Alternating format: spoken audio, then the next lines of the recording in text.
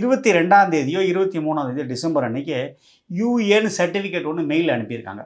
அதை அவங்க எல்லா அயல்நாடுகளுக்கும் அனுப்பியிருக்கிறாங்க. அயல்நாடுகள் அதை பேஸ் பண்ணி சென்சாரும் பண்ணி எல்லா இடத்துலையுமே படம் வந்து கிளியர். இந்த படத்தை பொறுத்த வரைக்கும் தயாரிப்பு தரப்புலையோ விஜய் தரப்புலையோ தவறு இருக்கிற மாதிரி என் மனசுக்கு படலை.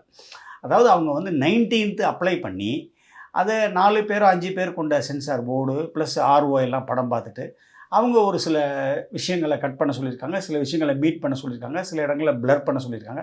அது எல்லாமே இவங்க அக்செப்டடு. அதுக்கப்புறம் அவங்க இது ஒன்று கொடுத்துருக்காங்க, அந்த கரெக்டட் வெர்ஷன் ஒன்று கொடுத்துருக்காங்க. கொடுத்ததுக்கு பிறகு அந்த படம் பார்த்ததில் ஒருத்தர் வந்து சேர்மன் கிட்ட கொண்டு போய் ஒரு அப்ஜெக்ஷன் கொடுத்துருக்காரு. என்னுடைய அப்ஜெக்ஷன்ஸை வந்து அவங்க கன்சிடர் பண்ணலை, அந்த குறிப்பிட்ட அந்த ஒரு 5-6 பேர் கொண்ட போர்டு ஆர்ஓ அப்படின்னு சொல்லிட்டு அவங்க சேர்மன்ட்ட கொண்டு போய் கொடுத்துருக்காங்க. அதை கன்சிடர் பண்ணி நான் வந்து ஆர்சிக்கு அனுப்புகிறேன்னு சொல்லிட்டேன்.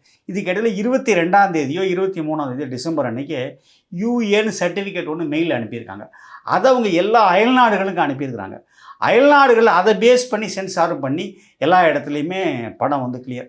படத்தில் 1-2 வன்முறை காட்சிகள் இருக்கலாம். இப்போ சென்சார் போர்டில் நேத்திக்கு மரியாதைக்குரிய என்னுடைய நெருங்கிய நண்பர் additional solicitor general of India mister A R L Sundaresan, அவர் தான் வந்து standing council for central government, அவர் தான் இது வந்து ஆர்கியூ பண்ணுறாரு. இந்த ப்ரொடக்ஷன் கேவிஎன் ப்ரொடக்ஷன் சைடில் வந்து அவர் மூத்த வழக்கறிஞர் சதீஷ் பராசரன், அவருடைய ஆர்கியூமெண்ட் நேற்று ரொம்ப தெளிவாகவே இருந்துச்சு. சார் நீங்கள் கொடுத்துட்டீங்கன்னு பேஸ் பண்ணி தான் நாங்கள் எல்லாமே பண்ணினோம், கிட்டத்தட்ட வந்து ஒரு 500 crores இதில் இன்வால்வ்டு அப்படின்னு அவருடைய ஆர்கியூமெண்ட்டில் அவர் ரொம்ப தெளிவாக சொல்கிறார்.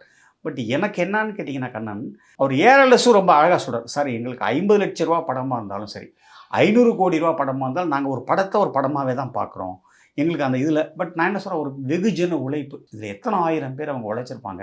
இதில் இப்போ கமிட் பண்ணி இந்தியா பூரா இல்லை உலகம் பூரா ஒரு 4000 to 5000 ஸ்க்ரீன் வர ஒரு கண்டிஷனில் லாஸ்ட் மினிட்ல அவருக்கு ஒரு அழுத்தம் வரும்பொழுது, இதில் எல்லாருக்கும் பொதுவாக தெரிஞ்ச விஷயந்தான், விஜய் அரசியல் கட்சி ஆரம்பிச்சிட்டாரு, அவருக்கு ஒரு அரசியல் எதிரி இருக்கிறாரு, அவருக்கு ஒரு கொள்கை எதிரி இருக்கிறாங்க. இது மத்திய அரசாக இருக்கலாம், மாநில அரசாக இருக்கலாம். சென்சார் போர்டுன்னு சொல்லும்போது மாநில அரசு நம்ம ஒன்றும் பெருசாக போய் நம்ம அதில் போய் ஒரு இது சொல்ல முடியாது.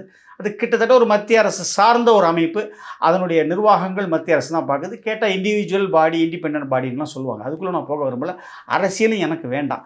பட் இந்த லாஸ்ட் மினிட் டென்ஷனை அவாய்ட் பண்ணி எல்லாரும் சில இடங்களில் வந்து புக்கிங்ஸ் ஓப்பன் பண்ணிட்டாங்க அயல்நாடுகளில். ஏன்னா இவங்க கொடுத்த சென்சார் சர்டிஃபிகேட். இப்போ இதில் என்ன ஒரு எனக்கே ஒரு கிளாரிட்டி இல்லாத ஒரு விஷயம்னு கேட்டிங்கன்னா, நம்ம Indian government censor board issue பண்ண ஒரு சர்டிஃபிகேட்டை அவங்களே திரும்ப வாங்கிட்டா, அந்த சென்சார் சர்டிஃபிகேட்டோடைய ஒரு வேலிடிட்டி அதுவே ஒரு கேள்விக்குறியாக்கப்படுதோ அப்படிங்கிற எனக்கு ஒரு சந்தேகம்.